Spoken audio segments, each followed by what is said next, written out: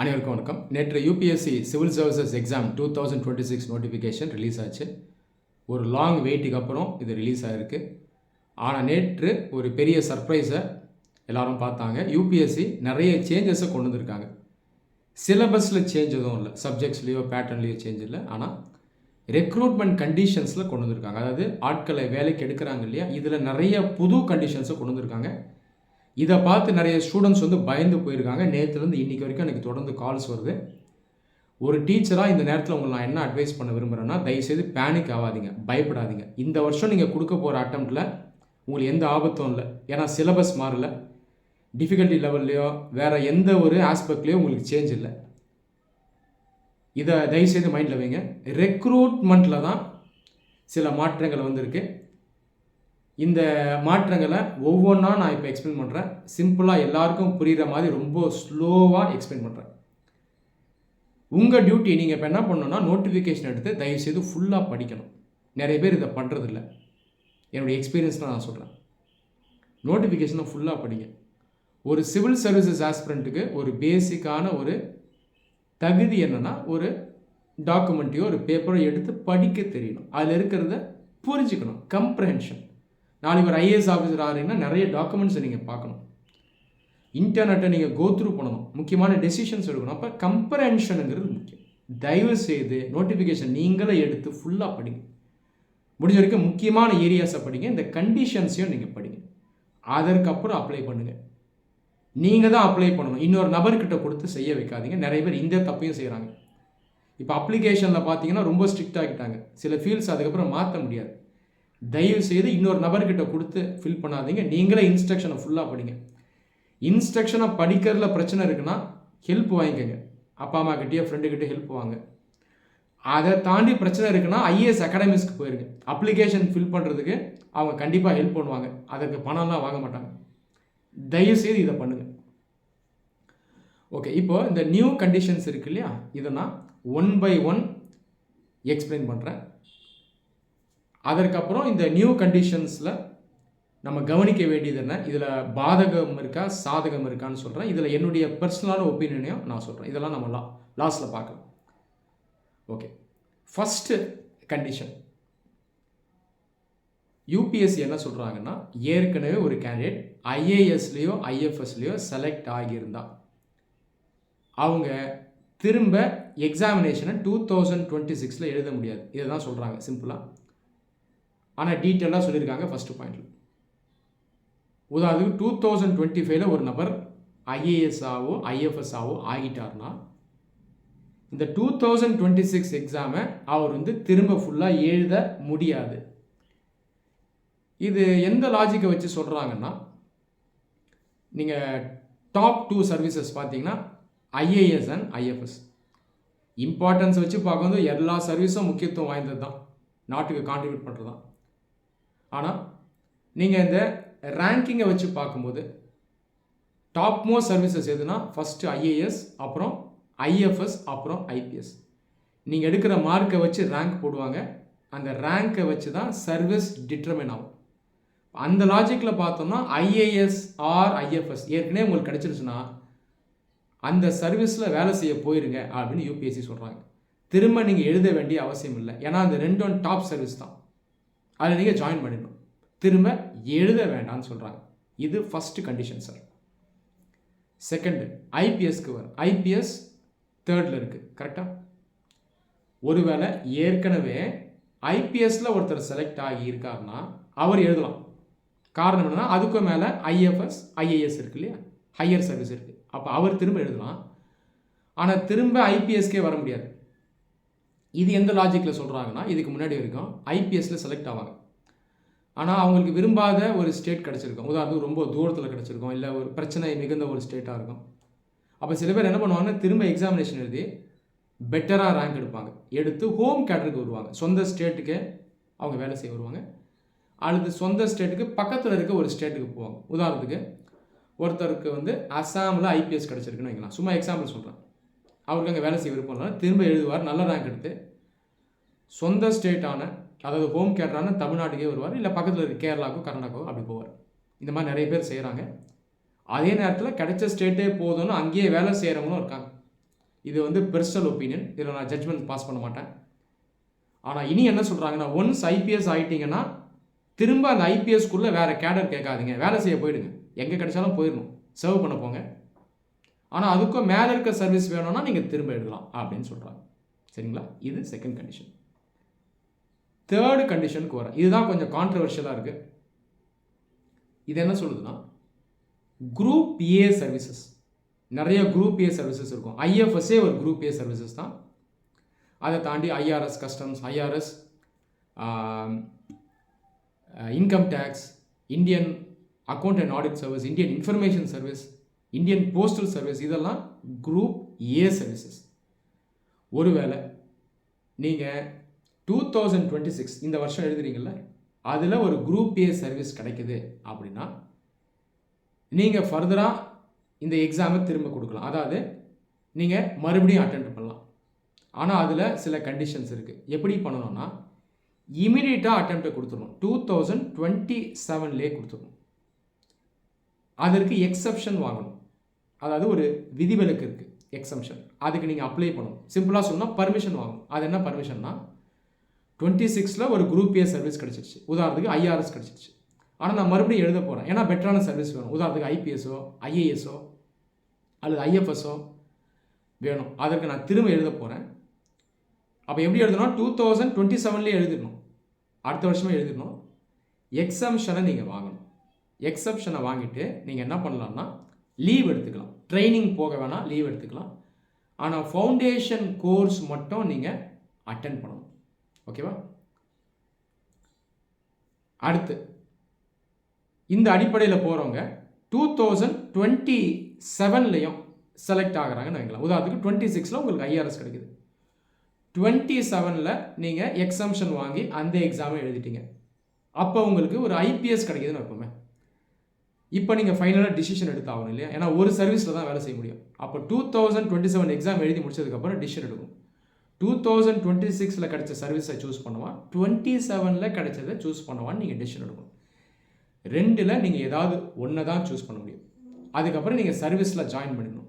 2027 exam முடிச்சதுக்கப்புறம் ஃபைனலாக 2 எக்ஸாமினேஷனில் கிடைச்ச சர்வீஸில் ஏதாவது ஒரு சர்வீஸை நீங்கள் சூஸ் பண்ணிவிட்டு அதற்கான ட்ரைனிங்கை நீங்கள் அட்டென்ட் பண்ணிடணும்.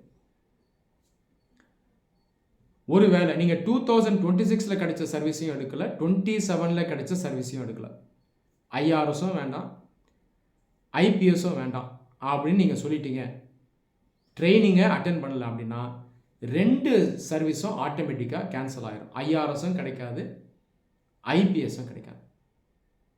ஓகேவா? அடுத்து இப்போ உங்களுக்கு இந்த கண்டிஷன்ஸ் பிடிக்கலைங்க, எனக்கு கிடைச்ச சர்வீஸில் எனக்கு சாட்டிஸ்ஃபேக்ஷன் இல்லை, ஐஆர்எஸ்லேயும் சாட்டிஸ்ஃபேக்ஷன் இல்லை, ஐபிஎஸ்லேயும் சாட்டிஸ்ஃபேக்ஷன் இல்லை, அதையும் தாண்டி எனக்கு அட்டெம்ப்ட் வேணும், ஏன்னா எனக்கு ஐஏஎஸ்ஓ ஐஎஃப்எஸ்ஓ வேணும் அப்படின்னு நினைக்கிறீங்கன்னா அதற்கு உங்களுக்கு ரைட் இருக்குது. ஆனால் இதில் ஒரு கண்டிஷன் இருக்குது. நீங்கள் என்ன பண்ணணும்னா, நீங்கள் ரிசைன் பண்ணிடணும் சர்வீஸில். 2026-27 இதை ஒரு வேளை எழுதுறீங்க, இதில் ஒரு சர்வீஸ் கிடைக்குதுன்னா அதுலேருந்து ரிசைன் பண்ணிடணும். ரிசைன் பண்ணிவிட்டு ஃப்ரெஷ்ஷாக நீங்கள் 2028ல் அட்டெம்ப்ட்டு கொடுத்துடலாம்.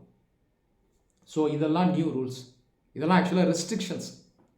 இது கிளியராக நோட்டிஃபிகேஷனில் கொடுக்கப்பட்டிருக்கு. ஓகேங்களா? சரி, இதில் என்னுடைய ஒப்பீனியனை நான் ஷேர் பண்ண விரும்புகிறேன். இந்த நியூ ரெஸ்ட்ரிக்ஷன் சாதகமாக பாதகமானு கேட்டிங்கன்னா, ஐஏஎஸ் ஐஎஃப்எஸ்க்கான ரெஸ்ட்ரிக்ஷன் நியாயமானது. ஏன்னா ரெண்டும் டாப் சர்வீசஸ், முக்கியமான சர்வீஸ். இதில் ஒருத்தருக்கு சர்வீஸ் கிடைக்குதுன்னா கண்டிப்பாக அவர் போய் வேலை செய்யணும். இது நியாயமான ஒரு வாதம்.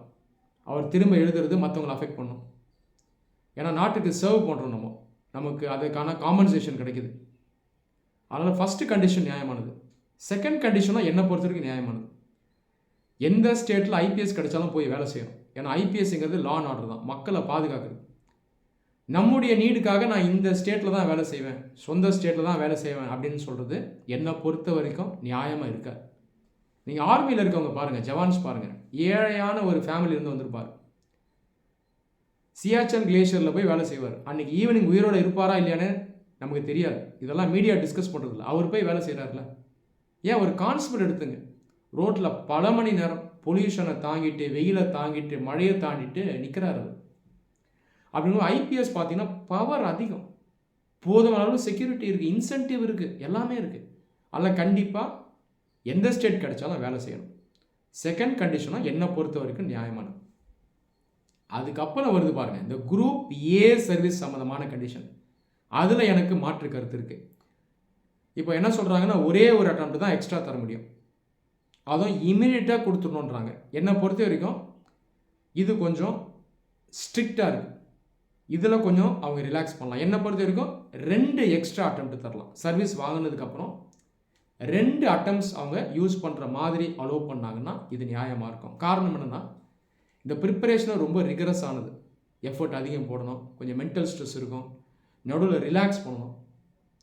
இப்போ இங்கே பார்த்தீங்கன்னா, சர்வீஸ் வாங்கின உடனே பிரேக்கே இல்லாமல் எக்ஸம்ஷன் வாங்கிட்டு அடுத்த வருஷமே அட்டெம்ப்ட் கொடு அப்படின்னு சொல்கிறது என்னை பொறுத்த வரைக்கும் கொஞ்சம் கடினமானது. அதனால் 2 அட்டெம்ப்ட்ஸை கொடுக்கலாம், இது நியாயமானதாக இருக்கும். அடுத்து இதில் பெனிஃபிட் எதாக இருக்கா, இந்த நியூ ரூல்ஸ்னால லாபம் எதாக இருக்கா அப்படின்னு பார்த்தீங்கன்னா, லாபம் இருக்குது. இது யாருக்கு இருக்குன்னா, இது வரைக்கும் சர்வீஸ் வாங்காதவங்களுக்கு இருக்குது. காரணம் என்னென்னா, ஆல்ரெடி சர்வீஸ் வாங்கிட்டாங்கல்ல, இவங்களுக்கு இப்போது ஒரு ப்ரெஷர் இருக்கும்.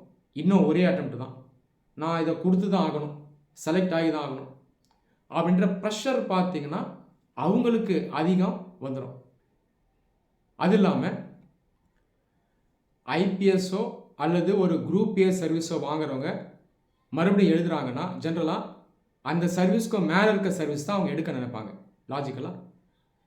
ஆனால் மறுபடியும் ஐபிஎஸ்ஸால் ஐபிஎஸ்கே போக முடியாது. அவருக்கு ஐஏஎஸ் ஐஎஃப்எஸ் வாங்குறது கொஞ்சம் கஷ்டமாக தான் இருக்கும் அடுத்த அட்டெம்ப்டில். அதே மாதிரி தான் குரூப் ஏ சர்வீஸில் செலக்ட் ஆகி மறுபடியும் அவங்க எழுதுவாங்க பாருங்கள், அவங்களுக்கும் அது கஷ்டமாக தான் இருக்கும். அப்போ இங்கே என்ன ஆகிடும்னா, சப்சிக்வெண்ட் இயர்ஸில் இந்த குரூப் ஏல கொஞ்சம் ஆப்பர்ச்சுனிட்டிஸ் வந்து ஃப்ரெஷ் கேண்டிடேட்ஸ்க்கு உருவாகும். நான் சொல்கிறது புரியுதா? ஏன்னா ஏற்கனவே செலக்ட் ஆனவங்க திரும்ப எழுதும்போது ஹையர் சர்வீஸ் வாங்கிறதுக்கு வந்து கொஞ்சம் டிஃபிகல்ட்டி இருக்கும். அவங்க இன்னும் நிறையா எஃபர்ட் போடணும், அவங்களுக்கு கொஞ்சம் ப்ரெஷரும் இருக்கும். இப்போ என்ன ஆகிடும்னு பார்த்தீங்கன்னா, அந்த சர்வீசஸ் வந்து ஃப்ரீ ஆகிடும், ஐபிஎஸ் ஃப்ரீ ஆகிடும், குரூப் ஏ சர்வீசஸ் வந்து ஃப்ரீ ஆகிடும். ஸோ இந்த பெனிஃபிட்டை நான் இந்த நியூ ரூல்ஸில் பார்க்குறேன். சரி, இப்போ நீங்கள் அப்ளை பண்ண போகிறீங்க, நீங்கள் கான்ஃபிடண்ட்டாக இருக்கீங்க அப்படின்னா பிரச்சனையே இல்லை. சர்வீஸ் ப்ரிஃபரன்ஸ் வந்து உங்களுடைய இஷ்டம் தான், எப்படி வேணால் நீங்கள் கொடுக்கலாம். யூ கேன் கோ ஹெட், நீங்கள் யார்கிட்டையுமே கேட்க வேண்டிய அவசியம் கிடையாது. ஒருவேளை எனக்கு ஒரு சேஃப் கார்டு வேணும், இப்போ ஃபஸ்ட் அட்டெம்ப்ட்டை நான் தரேன் 2026. இதில் எனக்கு ஒரு சர்வீஸ் கிடைக்குது, ஆனால் எனக்கு அதில் சாட்டிஸ்ஃபேக்ஷன் இல்லாமல் 27 நான் எழுதுகிற மாதிரி இருந்தால் எனக்கு சில சேலஞ்சஸ் இருக்குமா அப்படின்னு யோசிக்கிறவங்க நான் சொல்கிற இந்த சஜஷனை ஃபாலோ பண்ணலாம். நீங்கள் என்ன பண்ணலான்னா, ஃபஸ்ட்டு ஒரு 4-5 சர்வீஸ் மட்டும் டாப் சர்வீசஸ் கொடுத்துருங்க, உங்களுக்கு பிடிச்ச சர்வீஸ் கொடுத்துருங்க. அதாவது இந்த 5ல் எது கிடைச்சாலும் நான் சந்தோஷமாக போவேன் அப்படின்ற அடிப்படையில் கொடுத்துடலாம்.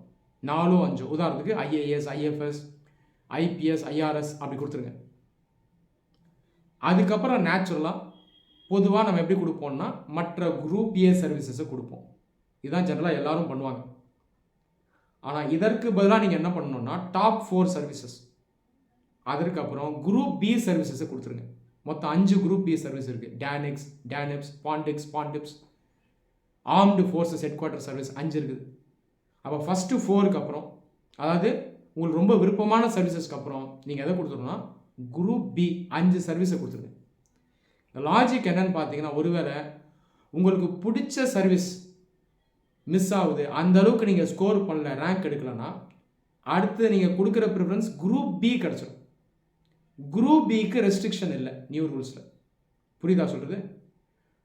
ஒருவேளை உங்களுக்கு பிடிக்காத குரூப் ஏ சர்வீஸ் வாங்கினா தான் நீங்கள் திரும்ப எழுத நினைப்பீங்க, அப்போ ரெஸ்ட்ரிக்ஷன் வந்துடும். கரெக்டாக அடுத்த வருஷமே நீங்கள் அட்டெம்ப்ட் கொடுக்கணும் பர்மிஷன் வாங்கிட்டு.